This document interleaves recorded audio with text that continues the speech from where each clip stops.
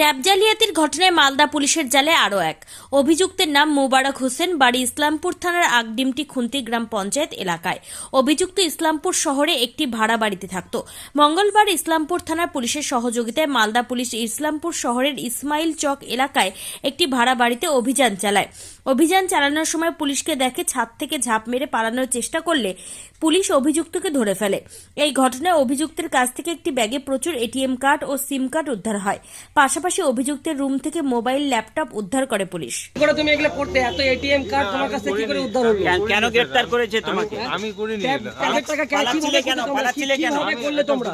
এত ATM card তোমার কাছে কি করে উদ্ধার হলো বলো, বাংলাদেশের মানুষ জানতে চায়। পালাচ্ছিলে কেন তুমি? এটিএম কার্ড আমি না, এটিএম কার্ড কোথা থেকে আসলো?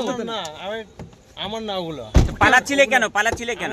একটা মেয়ের ছিল তো তার জন্য। পালাচ্ছিলে কেন তাহলে? তোমার ল্যাপটপে কি কাজ করতে? তুমি কি করো? তুমি কি করো? আমি পড়াশোনা করো?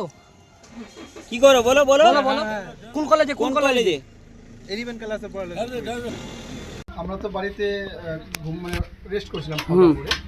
তারপরে দেখছি মানে ওই দুতলা বাড়ি থেকে একটা ছেলে লাফ দিয়ে পড়লো আর কি। আমরা সবাই বের হয়েছি, আমরা ভাবছি মনে হয় কোনো একটা ছেলে বাচ্চা পড়ে গেছে। তারপর দেখতেছি একটা ছেলে একদিকে পালায় আর কি ওদিকে। হ্যাঁ, তারপরে সবাই হয়েছে দেখলাম যে পরে যে পুলিশ এসেছিল, ওরা বুঝে গেল পরে যে না পুলিশ এসেছে, ওকে মানে রেড করছে। ট্যাব কেলেঙ্কারি কি কোনো? হ্যাঁ, ওই সেই মানে জিজ্ঞাসা যে করলাম আমি যে দাদা কি ব্যাপার, কিন্তু কিছু ইনফরমেশন পাওয়া গেল কি বলছে যে না ওই ট্যাব কেলেঙ্কারি মনে হয় এই ছেলেটা জড়িত ছিল। ছেলেটার নাম বা কি জানা গেছে? না, আমরা ওই আপনার যে মতিউর রহমান আছে না, যিনি পৌরসভায় চাকরি করেন, ওর বাড়িতে ভাড়া থাকতো।